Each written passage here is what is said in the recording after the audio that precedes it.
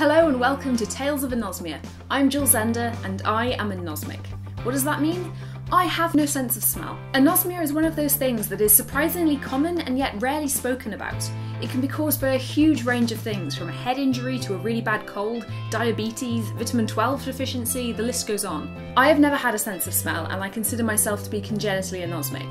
This term technically means that the anosmia is caused by a faulty gene, and this may not actually be the reason for my anosmia, but the term congenitally anosmic is normally used just to refer to someone who has never had a sense of smell, so I feel like I fit into that category. Let me recount to you the story of my birth. I was delivered by caesarean section because my head was too big to fit out naturally. Let's not go into what that says about me. Before they did the C-section, they tried to get me out using forceps, which is a piece of equipment used to grab the baby's head and help by giving it a little bit of pulling to get the baby out.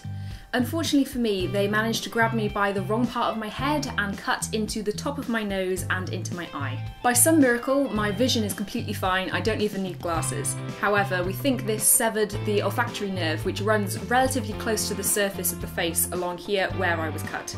I wanted to make this series of videos because I feel like anosmia is only ever presented in the media, when it is presented in the media, as a very negative thing. Anosmia is only newsworthy when someone has developed depression because of it, or they've had to drop out of a popular British baking television show. And I'm not saying that these people's experiences are not valid, because they completely are. It's just so frustrating when everyone around you seems to be telling you that anosmia should make your life worse and that you should feel worse about your life because of it.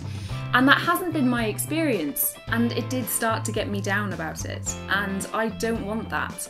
So I'm making these videos to tell everyone about the amusing side of anosmia, the little anecdotes, the silly things that happen because of the lack of smell. So this is Tales of Anosmia. Here I will tell you about my experiences and give other anosmics advice for food, life tips, and just general other stuff. If you have found this video because you are anosmic and you're looking for more information about anosmia, then I'll put a link in the description for the Fifth Sense, which is a UK group which has an awful lot of information about anosmia.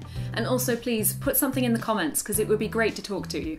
Thank you so much for watching this video about anosmia. If you want to check out any of my other videos, here's a link to a video I made about a really cool zoo in Wales.